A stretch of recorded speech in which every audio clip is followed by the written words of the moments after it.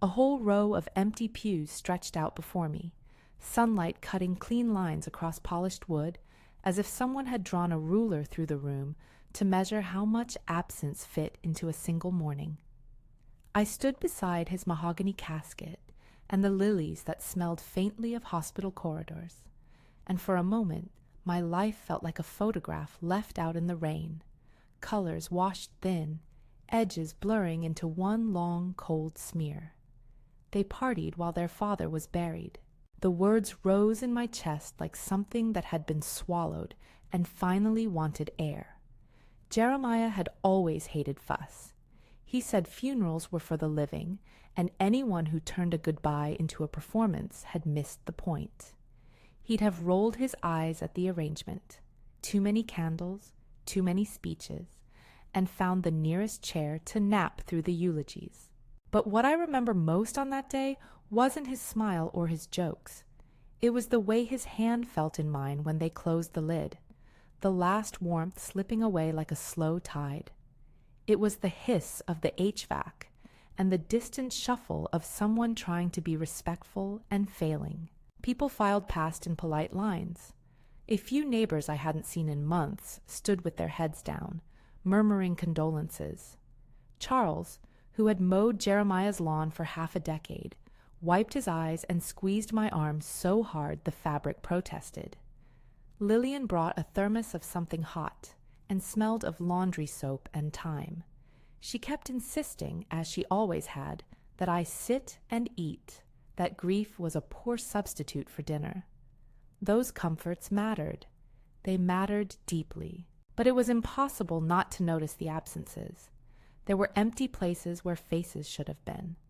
There was a whole slice of my life that wasn't present to agree that Jeremiah had been worth mourning. I know how easy life makes these things sound. Work obligations, distance, emergencies. I know the soft human reasons that pad an absence with excuses. My children had reasons too. But reason and hurt don't cancel one another out when you're folding a shroud over years of partnership. They sit side by side like two stubborn relatives at the head of the table. After the service, people insisted on bringing me home. They fussed over my coat, over the way I paused at the doorway, as if the house might look different without him occupying his usual corner by the bookshelf. I welcomed their hands, their practical warmth. I let them go with casseroles and plans to come back. Charles promised he'd check the gutters. Lillian offered to water the roses. Small, steady kindnesses arranged themselves around me like a net. I locked the front door behind me and stood in the silence he had left. The house smelled like coffee grounds and lemon oil, the precise domestic fingerprint of our lives together. I walked to the kitchen because it was the place where everything made sense, the place where Jeremiah would have been fussing with the coffee pot, of all the little, annoying things he did to get the foam just right. The kitchen table had a sheet of paper with instructions in his handwriting scribbled across the top. Pay the water company, check the porch light. His handwriting always slanted a little to the right when he was in a good mood, and to the left when he was thinking of a project. I ran my fingers over the loop of a capital J and felt like I was tracing a map back to him. That night, I sat in the living room with Charles's casserole cooling on the counter, and the television turned to something mindless, because I couldn't bear the silence of the house anymore. I scrolled through my phone not to keep up with the news, but just because the ritual of checking the little squares of lives felt like a tether, some slow, habitual way a widow tries to see if the world has recognized the hole where her husband used to be. I swiped through messages. The florist, the funeral home, the neighbor offering a spare key. Then I saw the posts. At first I thought my eyes were tired. A photo surfaced. A gleaming deck, sun bouncing off a yacht. A woman in a bright dress, hair pinned up, a flute of champagne catching a perfect lens flare. The caption was breezy, something about best day at sea with little heart emojis. I tapped it open and my stomach dropped, as if someone had reached inside me and pulled my breath out. I could picture the laughter, the clink of glass, the angle of the shot, the relaxed shoulders. Those are not the angles of someone occupied by grief. Another post, less flashy but no less hurtful. A corporate-looking photo of my son in the middle of a meeting, a group around a table, a plate of expensive appetizers. The caption noted "big moves," and there were tagged colleagues, smiling as if the day belonged to strategy and market share, and not to the man whose hands had once taught them how to cast a fly line down by the creek. I stared, and felt my vision narrow. It wasn't the images alone that struck me. It was the feeling of being invisible where I had expected to be seen. For months I had watched Jeremiah's health slip and held the household together. I had sat with him through bad nights and hospital trays, argued gently when he forgot to take his pills, remembered to change the dressing when he refused help because it's easier to do it myself. I had carried his tongue of humor into the long day, fed him soups that had been his favorites, pressed his hand when the cough went on and on. Presence had a price no one else seemed to be willing to pay. I should have expected the social media, expected it in a practical way, the calendar of lives others lead. But you don't expect the brazen publicness of it, the way the universe can feel like a stage where other people remember your life with all the wrong props. The posts cut through me not because they were glamorous, but because they were honest displays of indifference where I had imagined loyalty. "Lillian," I heard myself say aloud, "did you ever think people would be like this?" She looked at me with an expression I've come to know as stewarding sorrow. "Sometimes," she said softly, "sometimes people love their own life more than the ones who made it. You did your part, Eliza. Don't you ever forget that." That night, I didn't sleep. I walked through the rooms we had shared and found myself cataloging time like a ledger, small things credited and debited. There were receipts in a shoebox on the shelf by the back door, slips of paper they'd left, little tidy proofs of practicality masquerading as generosity, invitations to dinners with "we'll cover it" every time there had been an anniversary or a birthday for which my husband had sent a note but his children had found a way to be elsewhere. There were photos, my daughter standing with a group of friends on a balcony, smiling widely while Jeremiah's face dimmed in the background of our family albums when he stopped getting invited to gatherings. I don't say these things to ask for pity. There are always two sides to a story, and mine sits heavy with complicated love. My children are not villains in a novel. They are people who made choices without fully seeing the consequences. They had their lives. You raise your children in hopes they'll have better things than you did, and sometimes better looks like distance. Sometimes it looks like a glass raised in a place you were not allowed to be. I woke the next morning and called Attorney Owens. He had been our family lawyer since before Jeremiah and I married. Mr. Owens is the sort of careful man who keeps his pens in order and apologizes when he takes more than a minute of your time. When he'd come to see Jeremiah in the hospital once, he brought a thermos of coffee and the sort of quiet that puts matters into perspective. He listened to Jeremiah tell a story about a stubborn mule and laughed with him. There was a trust there built over decades, and for reasons that were practical and moral, I wanted his hands on this. I did not, in that first conversation, shout or threaten. I sat on the edge of the bed and felt the heaviness of someone who must now name what should happen to what remains. "I need to see you," I told him. My voice was steadier than I felt. "There are things I need to change." When I arrived at his office, the sky had the thin, hard blue of late autumn. He ushered me into his study, a room with walls that smelled faintly of old books and wood polish. Files lined his desk like a small city of affairs. A clock ticked with the patience of bureaucracy.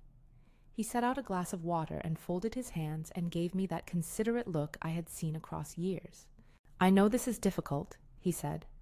"I remember the stories Jeremiah used to tell me about you two when you were first married. Why don't you tell me what you're thinking, and we can go from there?" I told him the facts. I told him about the funeral. I told him about the posts. I told him, not for drama but for record, that my children had been absent. I told him about the nights I had sat up, about the times I'd taken a shift in the hospital, about how I had signed the permission slips and had been the one to answer the calls. I told him about the jars of receipts and the little shoebox of slips. I told him about the one grandson who had been there. I want to make sure Jeremiah's intention, what he would have wanted, is honored, I said. His life was not measured in bank accounts. It was measured in what he did for people. Attorney Owens nodded. He asked no harsh questions. He did not make me feel small for wanting to protect what had been valuable in a life built on giving. We agreed to review the documents that day, to go through what was already in place. He warned me gently about anything that might complicate a clean transition, possible family disputes, people feeling slighted. His voice was practical and unflinching. "This is about stewardship," he said, "not about punishment." There, in that quiet room, I thought I heard Jeremiah's voice in the corners, his sensible counsel on the perils of doing things in anger. "You do what you must, with the calm you can muster," he might have said. "Let it be about what matters, not about scoring points." I signed papers that changed the direction of things. I will not tell you all of the particulars. Cherish that privacy like I cherish the memory of how he laughed when I burned the roast on our second anniversary. But I will tell you that whichever side you stand on when the ink dries, there is a moment of clarity that follows. It is not vengeance. It is an act of care, an intentional repositioning of resources so that what my husband spent his life cultivating, service, reading, a love for learning, would not be squandered on those who had not shown constancy when it counted. Word, as it always does, travels faster than a widow's silence. The calls came in the hours after the attorney's office. The first was Kalen. Kalen is how I will call him here. His name had been spelled differently in old documents. Kalen, even Callan in one Christmas card. But he answered with the same voice he'd had since he was a boy who'd taken my jam tarts with all the stealth of a future businessman. "Mom," he started without greeting. There was accusation threaded under the word. Hurt acts like an echo, and he could not help but aim his first sound at me. "Mom, what is this about?" He sounded small and large at the same time. Small because even now he needed to find ways to legitimate his anger. Large because he expected me to fold under it. I told him plainly. "I spoke with Mr. Owens. I made some decisions." "You can't do that," he snapped. "Dad wouldn't want this. I mean, he would have told you before doing something like this." "Your father told me enough," I answered. "You were not there. You need to know that this wasn't impulsive." He told me then, between the lines, that he had paid for many things and that he had done his part. He named expenditures, gifts, trips, and I listened, as people do when they make lists to justify decisions they already regret. There was indignation in his voice. There was wounded entitlement. I heard not the son who had once mowed the lawn for a sick neighbor, but a man whose accounting of love had been practical and transactional. "I am not trying to erase your place," I said. "I am protecting the things Jeremiah cared about. That includes his books. That includes teaching others to read. It includes the people who were there in the small hours." There were other calls. Anaya, my daughter, and yes, her name pops up in different spellings in old notes, but this is what she goes by, sent messages before she called. Short, clipped phrases. "I'm sorry about Dad," she wrote, the smallest attempt at sympathy. We exchanged a few sentences where she explained the trip and how a last-minute client meeting had kept her away. There was genuine sorrow in the way she said she'd missed the day. There was also a strain, and I could hear it, the defensiveness that blooms where guilt touches. And then there was Malik, Anaya's partner, who tried to be practical. "We can," he began, in the voice of someone trained to build solutions. "If there's anything we can do, we can help sort through things." "I appreciate that," I said. "If you want to help, come with work gloves, sweeping and hauling and that sort of thing. Nothing else." The first visits were tempestuous. Kalen came to the house with a lean in his neck that said he was ready for argument. He said things about fairness and about what he had put in over the years. He stood in the doorway and looked at the same photographs that had lamplit our hallway for decades and said, "You always had a way of making someone else look like the bad person." "That isn't," I replied, "a thought that helps me grieve." At one point, he waved his hand toward the study. "You kept boxes," he said. "What were those supposed to be? Receipts? Bills?" I let him see the boxes because truth is a stubborn thing and hiding it serves no saintly purpose. The boxes were not dramatic, just manila folders, a shoebox of small notes, a file with years of canceled checks and hospital receipts. To me, they told a simple tale, a pattern of me doing the practical work while an emotional distance grew between the heart and the ledger. "Do you understand?" I asked him quietly. "That presence is different from presence." He didn't answer at first. His jaw moved. Then, in a tone that was half shame and half anger, he said, "We were busy, Mom. Dad wouldn't have wanted this to tear the family apart." "He would have wanted us to be honest," I said. "He wanted people who respected his work to continue it." That line, about respect and work, brought Damani into the scene in a way nothing else did. Damani is 22. He had a softness to him that took people by surprise, because outwardly he looked like any young man coming into his own. He came to the house with paint on his fingertips and the smell of the hardware store on his jacket. He had been by Jeremiah's side for months in ways that were neither flashy nor rewarded. He sat in the kitchen one afternoon and washed a pot, humming under his breath, and that small, steady service told a story that 1,000 words could not. He didn't shout about fairness. He sat, listened, and acted. When Kaylin left in a flurry of slammed doors and reassurances to take further action, Damani wiped down the counter and asked if I wanted tea. He didn't look for praise. "Granddad taught me to hold a hammer right," he said once, and then laughed in a way that made me see Jeremiah's chin and the exact way his eyebrows would arch when he tried to hide pride. "He fixed the porch rail when I was a kid. Said you should always make sure people can hold on." Sometimes presence is a craft. Damani learned it like you learn carpentry, by doing it until your hands remember. He would sweep, bring groceries, sit, and read out loud when Jeremiah's voice started to fade. He knew how to coax a laugh out of him with sloppy jokes, and how to slow conversations down when the breath was short. One late afternoon, after another round of accusations from Callan and quiet apologies from Anaya, Damani stayed behind while the others went. He and I sat at the kitchen table, and he pulled a crumpled map from his jacket, a sketch of the family cabin on the other side of the property. The cabin had belonged to Jeremiah's parents once, and was now a small, sagging thing with more memories than shingles. It smelled like old wood and porridge, and the kind of summers where sticks of gum were shared like treasure. We used to send the kids there for weekends, to learn how to fish, to read, to count the stars. "What if," Damani said slowly, tracing the outline of the cabin on the paper, "we made it into something the neighborhood could use? Like a little library. A real one. Not just boxes in a corner." I looked at him and saw the earnestness in his face. No flashy crowdfunding plans, just a thought. Take the cabin, fix the floor, paint the walls, get books.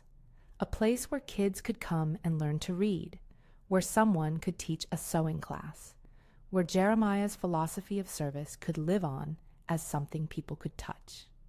In that suggestion, I heard Jeremiah again, in the way he believed that knowledge spent is knowledge multiplied. "It would be a lot of work," I said, "and it would need money, the right people to manage it, people who show up." "People showed up for him," Damani replied. "If we do it right, they'll show up for it. They might even show up for us." There was tenderness and risk in the idea. Transforming the cabin into a library would be a way to shift the narrative from a household's private sorrow to a public resource that could anchor Jeremiah's values outward. It would be a living thing, not a ledger entry. I thought of the file in my hands, of the practical reorientation the attorney and I had set in motion. I thought of the shoebox of receipts and the ledger of years. This was not about denying my children the part of the estate they expected. It was about aligning what remained with an intention that had been cultivated for decades. It felt, when I allowed myself to say it, like a way to make an otherwise small life explode outward into usefulness. But decisions like this do not travel from thought to reality without making noise. Kaylin accused me of playing favorites. Anaya sent a message saying they'd consult with Malik and get back to me. There were murmurs in the neighborhood. Is she really changing the will? Is that fair? People have opinions about how grief should look and who should be responsible for it. I invited Charles and Lillian to the kitchen and told them what I was thinking in plain terms. If you had a choice, I asked them, what would honor Jeremiah? Charles grunted, which, from him, meant profound agreement. He fished a tin of tobacco from his pocket, crumpled the end, and said, "Let the kids argue, but put the thing where it'd do the most good." He was a teacher at heart. He liked kids he could see getting better. Lillian nodded. And make sure the kids who need a place to read have access, not just the ones whose parents can afford tutors. That simple counsel felt like an anchor. It steered the messy conversations away from who deserved what and toward what could be built. I thought of Jeremiah's small philosophy. Make something that lingers. It was not charity for spectacle. It was charity as architecture. Still, the shift made waves. Kaylin called me more times than I could count in the first week. He wrote emails with subject lines that suggested legal action. In them, the tone was both hurt and entitlement braided together. He said words like betrayal and unfair and why now. He tried to invoke the memory of gifts he'd made in the past, as if checkbooks and intentions were the only measure of devotion. He named things I had long since stopped measuring. The cars, the college funds, dinners that had been paid for with the kind of practical love that either buys you space or excuses you from showing up. I did not respond in kind. I explained as calmly as I could that this change was not a punishment, but a redirection. If you want your father's memory honored, I would say, come and help fix the floor. Help us paint, teach a class, put hands to work rather than words to complaint. Some of my words landed, some did not. People react in the way they have been trained to react. Kaylin trained to reason in columns and receipts. Anaya trained to apologize through texts. Malik trained to solve in bullet points. Damani? He kept bringing tools, and the more tools he brought, the more people began to notice.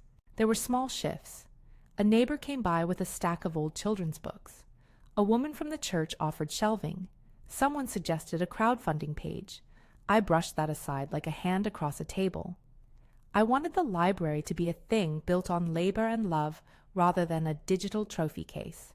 I wanted people who would come with paintbrushes and time, not just wallets. There were nights when I lay in bed and listened to the house breathe. The grief fit itself into my bones when the chores were done. I rose early and made coffee, the way Jeremiah had liked it, strong enough to stand a spoon in and black. And then I would sit and make lists, call Owens, find the deed, talk to Charles about lumber. Lists are a strange kind of prayer. They order what you can control while the rest of your world remains messy and indifferent. I thought often of the small pieces of advice Jeremiah had given me over the years. He had a way of making moral instruction taste like dinner. You set the table, Eliza, he would say, and then you invite people to sit. If they choose not to, you can't make them hungry. He loved simple metaphors, the porch rail as a lesson in steady support, the library as a tool to extend what learning had given him. His values were not flamboyant. They were stubborn, the kind that root down in the soil and keep the house upright in a storm. As the first part of a longer story, there is a kind of coalescing that happens here. The funeral was the raw wedge.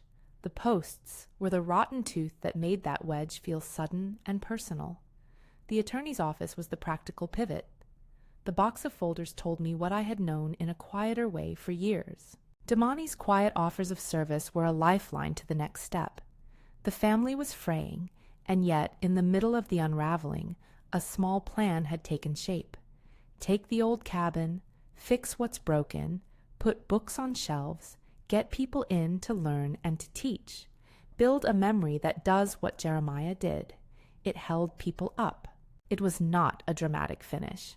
There were no sudden reconciliations, no miraculous arrivals. There were questions, letters, more phone calls. There were nights when I doubted if I had the strength to bear a fight with my own children, when the idea of redirecting what remained felt like stealing the future from them. But then Damani would show up with a sack of nails and a grin, and I'd remember that legacy isn't currency. It's a pattern taught and repeated. One evening, toward the end of that first turbulent month, I sat on the back steps and watched the roses Jeremiah had planted begin to redden in the fading light. They were stubborn things, and they bloomed whether people noticed them or not.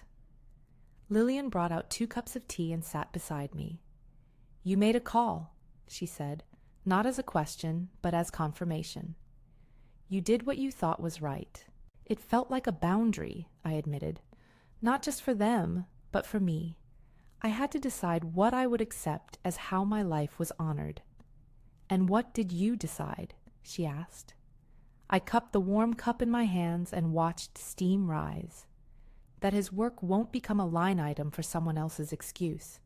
If I'm going to keep his memory, I said slowly, I want it to be used. I want it to teach. I'd rather have books in the hands of children than more chandeliers in a house where no one comes. There was courage in saying it out loud. There was fear, too, the kind that sits heavy and close and warns you about the cost of your own integrity. But saying it did something. It set the trajectory of the next months. It drew lines in not very precious ink, and people began to lean one way or another. When the first boxes of donated books arrived, old paperbacks, children's classics, dog-eared cookbooks, Damani sorted them with the patience of a man organizing small wonders. He would hand me a book, and somewhere between the covers I'd feel Jeremiah's laugh, the way he would have appreciated someone teaching a child to read the word courage and then showing them what it looked like. There were sneers from the back rooms of life, an article here, a passing comment there, a question about whether a widow had the right to direct the fruits of a man's life. But for every skeptical voice, there was the quiet of someone tramping up the path with a paintbrush, or the smile of a neighbor who had always wanted a place to take their grandkids to learn how to tie a knot. The world is a mosaic of noise and quietness. I preferred the quiet that builds rather than the noise that tears down. And so the story continued to braid itself. Absence met action. Hurt met the choice to turn something inward into something outward. The kitchen calendar began to fill with plans, meetings to discuss shelving, to draw up a simple sign, to call in a volunteer with a truck. Kaylin's voice thundered from time to time, but the thunder did not drown the work it took to make a thing real. Anaya texted, sometimes with warmth, sometimes with defensiveness. Malik offered practical help and learned how to swing a hammer. Damani never took the glory. He took the work. The house was quieter in some ways, louder in others. The echoes of the funeral had not left me. There were nights when I would sit with the photographs and read aloud the notes Jeremiah had tucked between pages of old Bibles. I wanted to honor him, yes, but I also wanted to honor what he'd taught me about life, that the job of the living is to make sure the memory remains useful.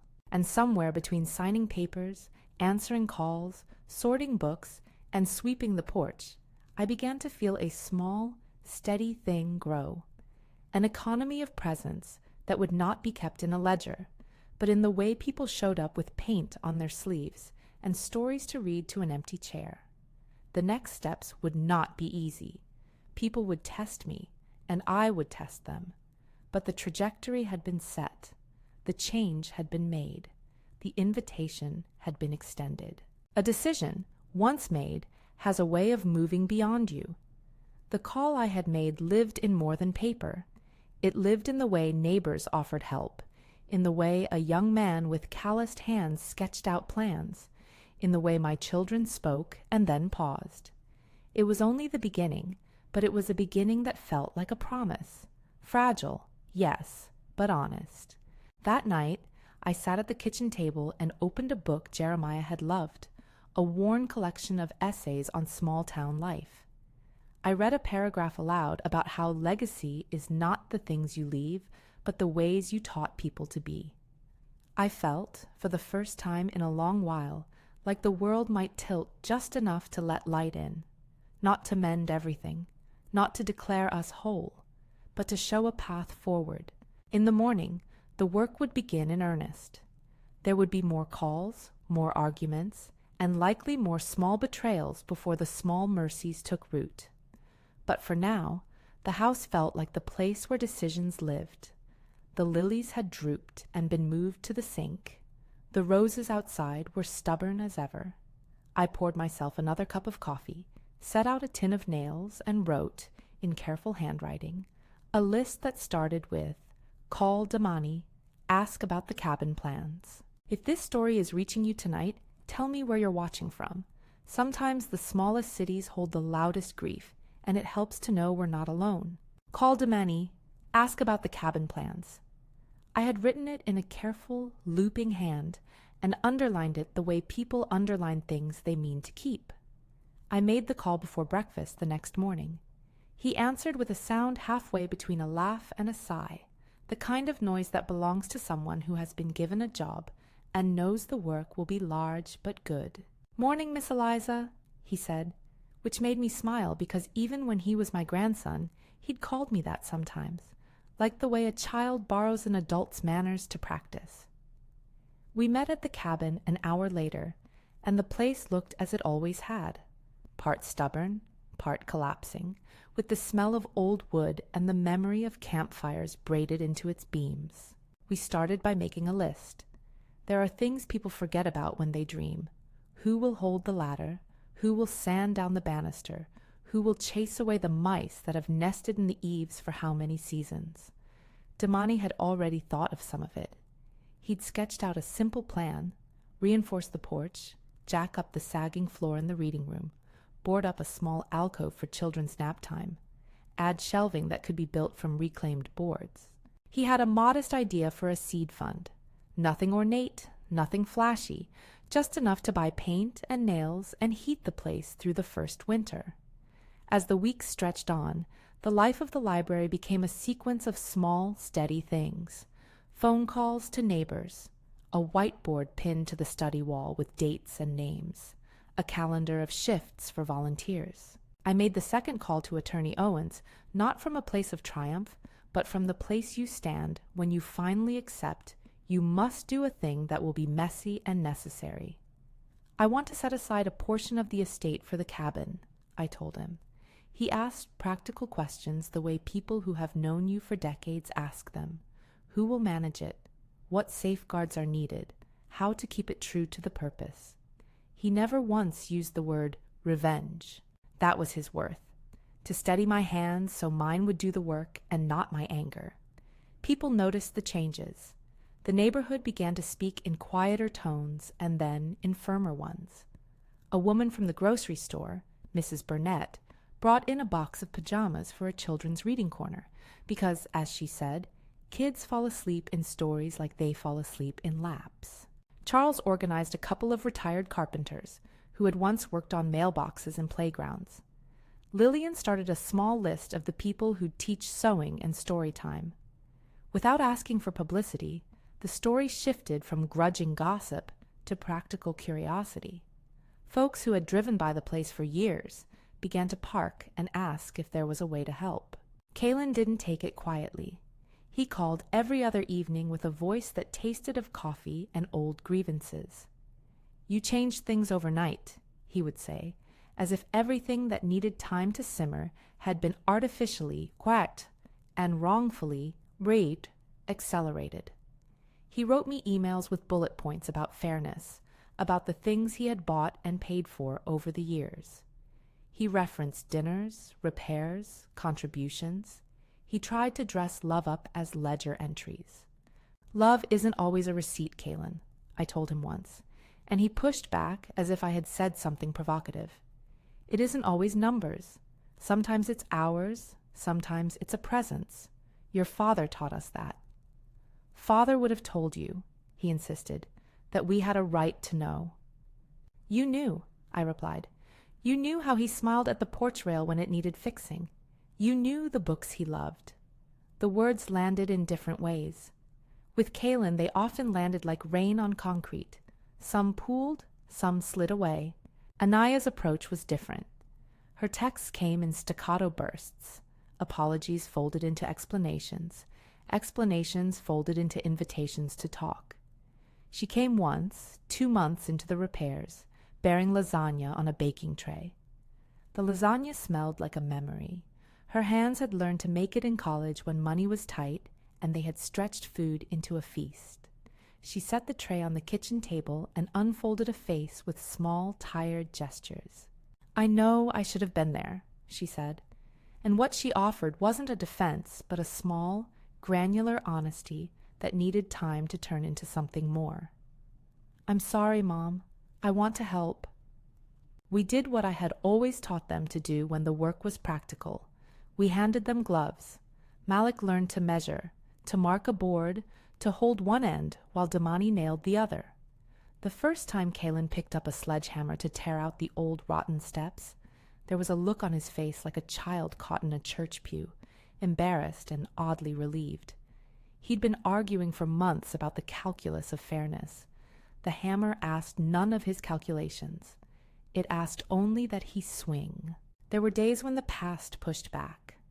I found a bundle of letters in a tin under the study floorboards, handwritten notes Jeremiah had kept, invitations he never sent, a list of books he hoped to give to a library someday, scribbles about the local school teacher who had once said, "If you teach a man to read, he will build a better life for his children." But whoever had meant to write those letters had been interrupted by the ordinary running of a life that often closes doors and leaves intentions half done. Reading them felt like holding the outline of a man I knew well and discovering the architecture of his tenderness. At times, Kaylin staged small, formal protests by sending letters through Attorney Owens that wanted more transparency, a say in the board that would govern the cabin's future. He wanted assurance that the place he'd grown up in wouldn't become just another pet project. I did not dismiss his concerns. I put a line into the governance that would include a family representative. It was not because I feared him.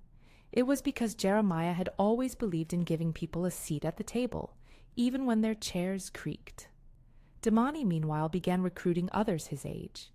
He was the least dramatic of our family in terms of speech, but his actions created a magnetism.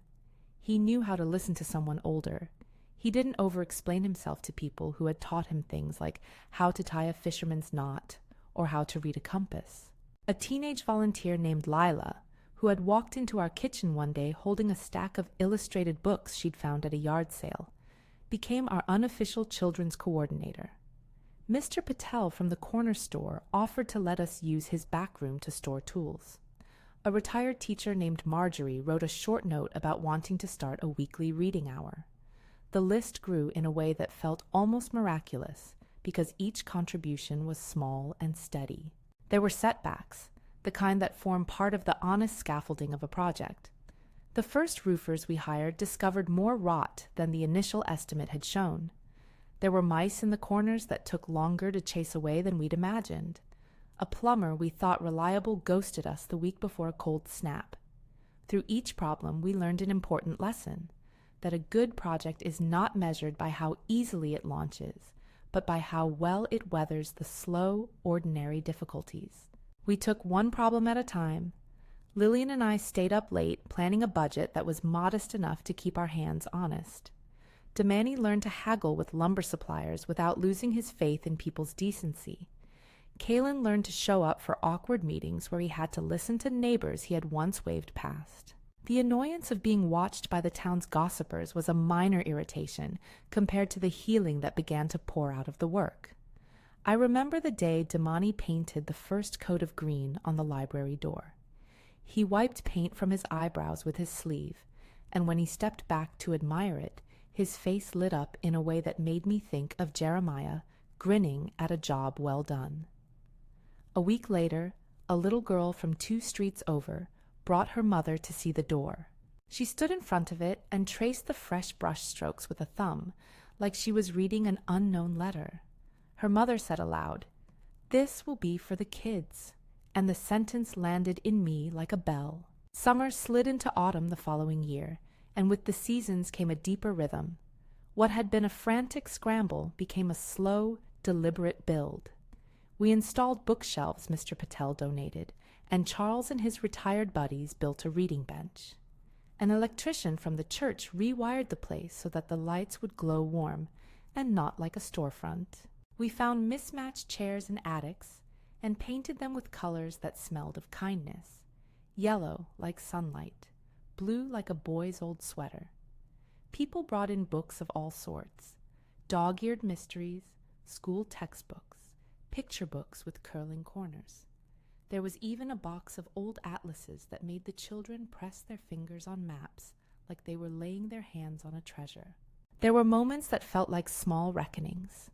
Kaylin once came by and remained in the doorway, watching as a group of children clustered on the reading bench while Marjorie read aloud. He stood very still, and then he sat on the edge of the bench like someone who is learning a new posture.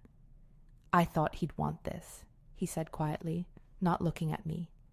I thought of all those afternoons when he would read to me on that very bench down by the creek. His voice had a vulnerability that was not a performance.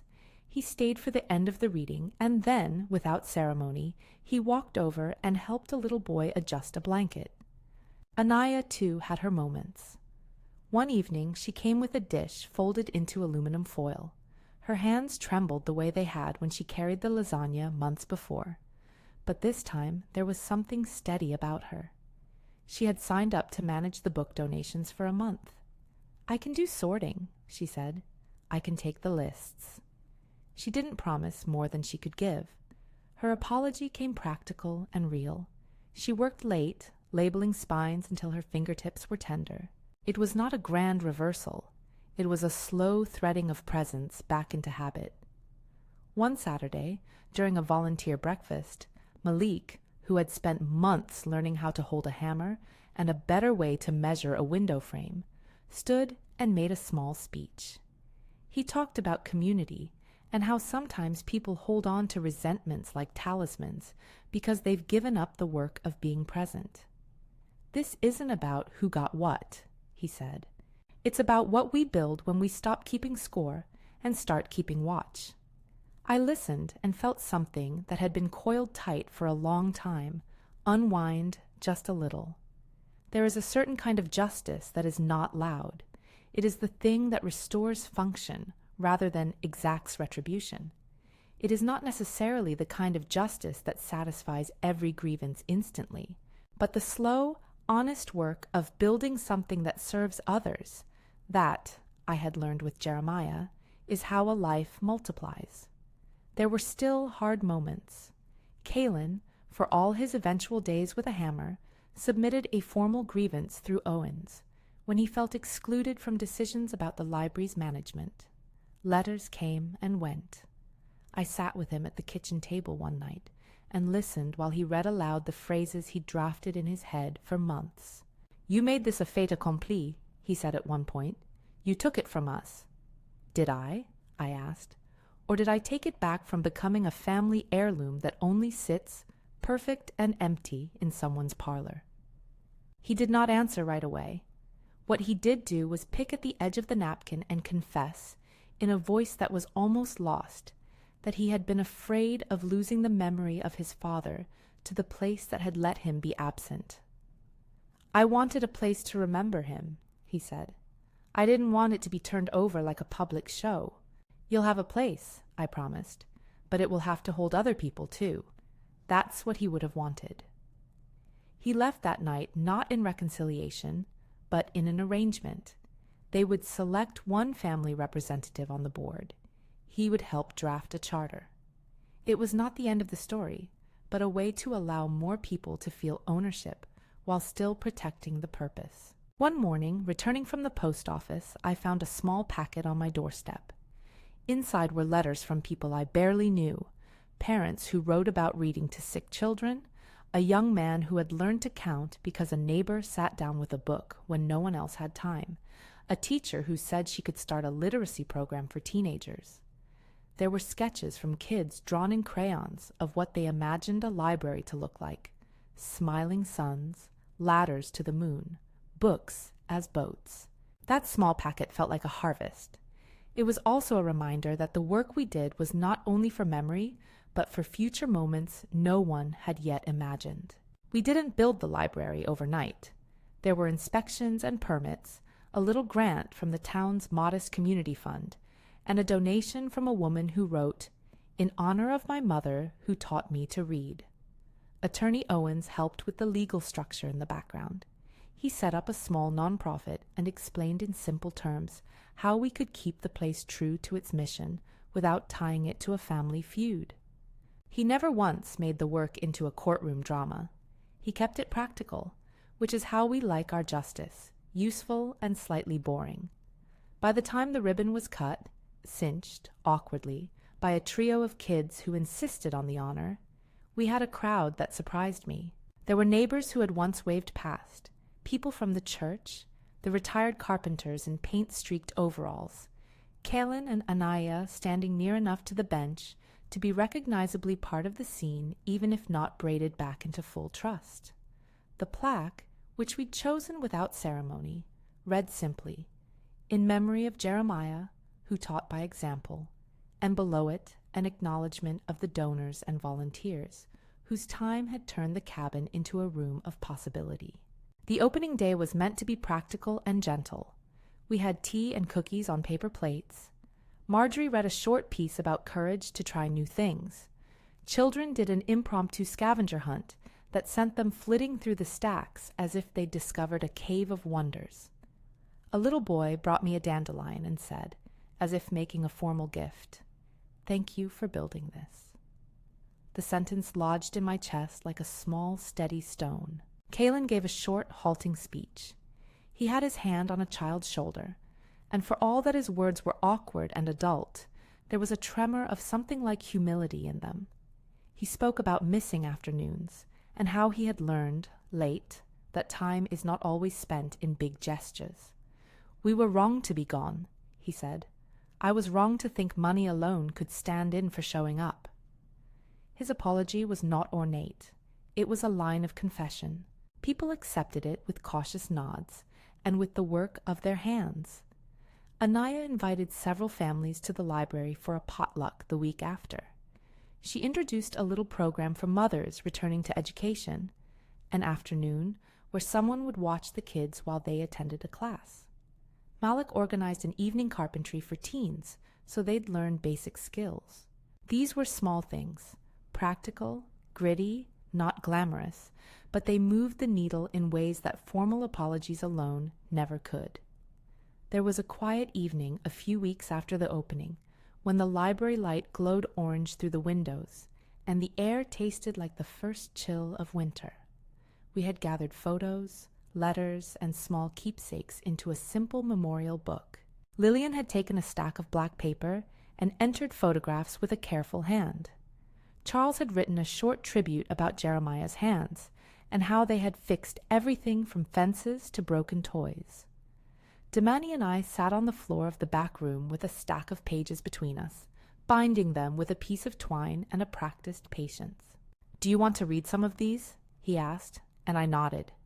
We read the notes aloud, the letters from former students, the little cards neighbors had written after a time Jeremiah had mowed a widower's lawn, a short note from a woman who now worked in a college library and wrote simply that she'd first loved books because of a man who lent her a story.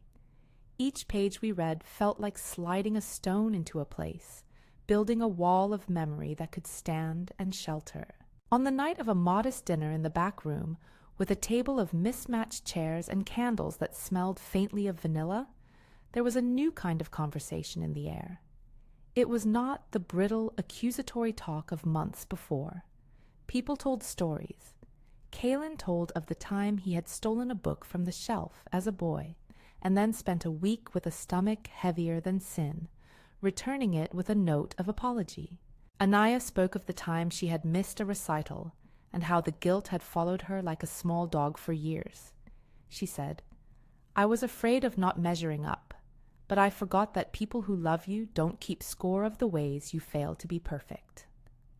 Malik told of how he had learned, through wood and measure, to be patient with his hands and with others. We told stories about Jeremiah, not to perform grief, but to remember his small habits, the way he whistled when he planted seeds, how he always read to the very end, no matter how tired the pages made him, the small jokes he tucked into an evening to make everyone smile. There was no big forgiveness moment, no cinematic collapse into tears and absolution. Instead, there was the slow unthreading of hard habits and the practice of new ones.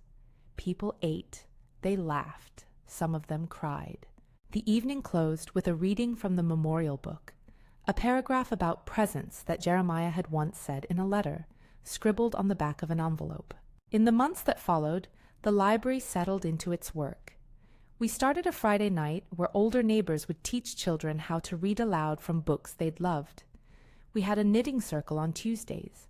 We had a tools and trades afternoon where teenagers learned how to change a tire, how to solder, how to sand down a splintery railing. We kept the charter modest: books, learning, service, and we refused donations that came with requirements that would steer the place towards someone else's image. Kalen did not become my best friend overnight.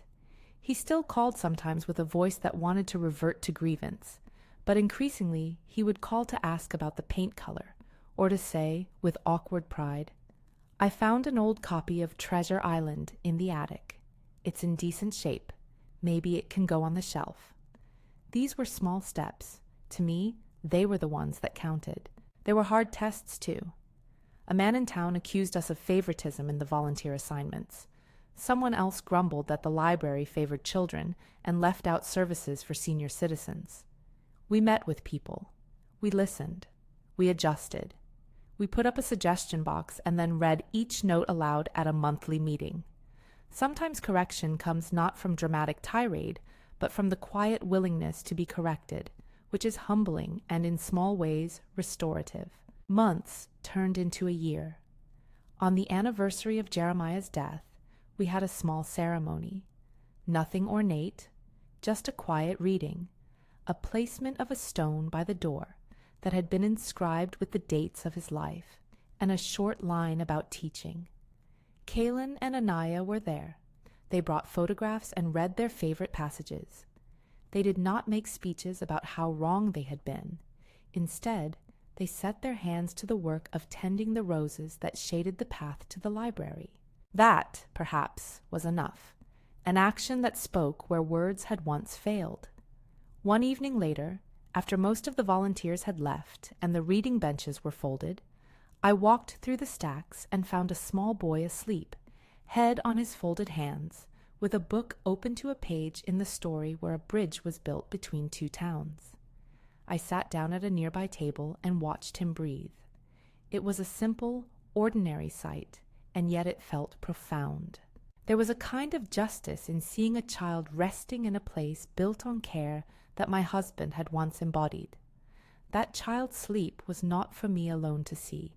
It was evidence that a new pattern had taken root. We kept a guest book near the door, where visitors wrote short notes. One winter afternoon I opened it and found an entry from a young woman who had used the library's small room to study for her GED. She wrote, "If someone had told me last year that I'd be sitting in a room like this, learning, I'd have said they were telling a story they wanted to be true. Thank you for making it true." I reread the line several times and felt something like a blessing settle over the place. Blessings, like justice, are often quiet. Not everything turned out the way anyone had hoped. There were disagreements that left small scars. A few relatives pulled away.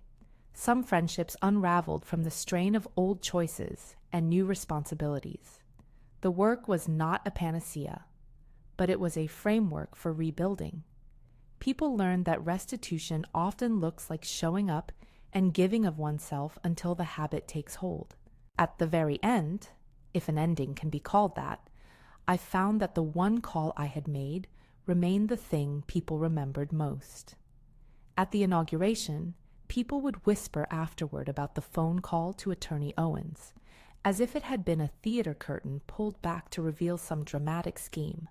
I never minded those whispers. What had been dramatic in my eyes was not the legal formality, but the way that call led to an insistence that a life be given outward expression rather than hidden in coffers or regressed into a memory kept only by those who could afford silence. One evening, months after the library had opened, Kalen came to the house and took my hand in his. He had been awkward with speech for years, and I had learned not to wait for full apologies. Sometimes an action is its own word. He helped me move an old trunk into the car and carry it to the library. Inside were books and a small set of leather-bound volumes Jeremiah had loved. He placed them carefully on the shelf and then stood back as if he were surprised by what he had done. "This is what he would have wanted," he said simply. "Not to be a relic on some shelf, but to be a thing that keeps giving." I nodded. He would have liked that very much. We sat at the back of the library then, as the light faded and the chairs held the warmth of a day's work. Outside, the roses Jeremiah had planted the year we moved into the house were stubborn and resolute. Their buds had returned with the memory of hands that planted them. In the corner of the room, by the window, I had placed a little display, a picture of Jeremiah reading on the porch, an old mug he used for coffee, a tangle of fishing lures he had left in a tin. People would come and look at it, and some would say a short word. Those words were not necessarily apologies or declarations of fealty. They were small acknowledgments that sometimes what we lose can be given back in a different form. There is a balance to be kept when you try to preserve a legacy. Justice, in my mind, was not about depriving my children of a memory, but about ensuring that the memory did something useful in the world. The call I made, what some called boldness, others called stubbornness, was a turning point, not because it punished, but because it redirected. It taught a lesson to my family, and through the library, to our community. Love without presence is incomplete. Giving without showing up is partial. You can receive gifts and still have withheld yourself in ways that matter. That night, as the library's lamps lit up like lanterns in the dark, I walked home under a canopy of stars and paused to touch the porch rail Jeremiah had repaired 30 years earlier. My hand felt the worn notches he had left, with the kind of small, tireless labor that builds a life. I thought of what we'd made, of the kids who now walked a short path instead of a long one to find books, of the old men who taught the lace of a knot to a teenager. I thought of the way Callan and Anaya had shortened the distance between absence and presence not with rhetoric but with time, and with the kind of humility that makes room for another day. In the end, the family sat down for a dinner in the library's back room that was more modest than any reception and richer for the work everyone had put in. We ate roast that Anaya had made, the same recipe she'd used to bridge gaps when she'd been younger and needed a safe place. Kaylin carved in a quiet way, passing plates with hands that had once been impatient. Damani poured cider and told a story about a crooked spoon Jeremiah had never thrown away because it reminded him that perfection was overrated. Between courses, we opened the memorial book and read letters and notes collected from neighbors and students. Each page told a smaller story: the nurse who found courage to go back to school, the kid who learned to count because someone read to him, a woman who learned to braid hair for a living because of the community classes. We did not pretend the past was perfect. We did not pretend the future would be simple.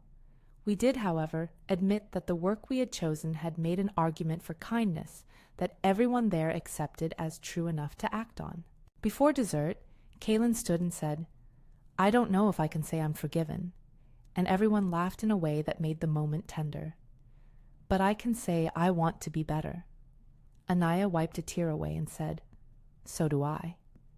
They did not produce a neat resolution. They simply claimed a path. That was as much as I could ask for. When the meal was done and the dishes were stacked, I walked to the window and looked out at the sign we'd put up. Simple lettering that read, "Jeremiah's Cabin Library." The letters, hand-painted by a volunteer, had a crooked charm that made me think of the man who would have rolled his eyes at anything too polished. A soft wind curled around the eaves, and the roses in the garden lifted their heads like small, stubborn flags. The call I had made was remembered, yes, not as a vindictive trumpet, but as the first motion in a sequence that taught people to show up. They would remember that day when someone took a stand that was both firm and generous. They would remember that I had chosen to protect a purpose and to reorient a legacy toward service. More importantly, I hoped they would remember that making a decision to honor a life sometimes requires more than sentiment. It requires intention and follow-through. It requires boundaries that are loving and actions that are public. Years later, children who had learned to read in that little cabin would come back as young adults and volunteer. Kalen would occasionally come to the door and bring an odd book he'd found. Anaya would invite new mothers to Saturday mornings. Damani would stand at the shelf on busy afternoons and smile with the quiet pride of someone who had learned that building is a form of loving. And I, older now and steadier for the trials, would sit in a chair by the window and read. I would think of Jeremiah, his laugh, his small stubbornities, his expectation that the work of a life be outward and generous. I would remember the row of empty pews with a tenderness that no longer burned with the sharpness of betrayal, but with the ache of a wound that had been tended. People sometimes ask if I regret the way I handled things. Regret is a complicated threshold. There are things I would perhaps have said differently, moments I'd rather have had without pain. But I do not regret setting a course that required presence and service. I do not regret that the library stands where the cabin once sagged because of neglect. I do not regret that, in the end, a place exists where stories are passed hand to hand, and where a little boy can fall asleep on the bench with a book splayed open on his chest. That image alone, of life continuing in the quiet ways Jeremiah cherished, makes 1,000 small costs feel worth it. If you've ever had to make a decision that felt both necessary and lonely, if you've ever had to choose the hard path to keep a memory honest, then you know there is no easy crown for such things. You are given only the work. You are given the chance to translate grief into service. Sometimes the most radical act is the one that turns inward sorrow into outward structures that help others. That was the call I made. It wasn't designed to hurt. It was designed to honor. As the evening folded into night and the last of the guests left, I walked the short path back to our house beneath a sky freckled with stars. The windows of the library glowed in the dark like a small promise. I touched the porch rail Jeremiah had once fixed and stood a moment, feeling the worn grain under my palm. The roses smelled in the night. A domestic scent, bittersweet like life itself, rose to meet me. The next morning I found a note tucked under my door. "Thank you," it read, in a child's looping hand. Underneath were a few scribbled words about learning to tie shoes and finding a favorite book. I folded the note and kept it in my wallet. Some memories live in paper. Others live in the way people choose to be. Both are valuable. Years won't erase the hurt of the empty pews. They shouldn't. Such losses ask to be remembered so we don't repeat the same mistakes. But years will make room for new patterns. They will allow hands that were once absent to become useful again, if they choose. They will teach us that justice, when combined with mercy and work, can build something beyond a mere score of what was given or withheld.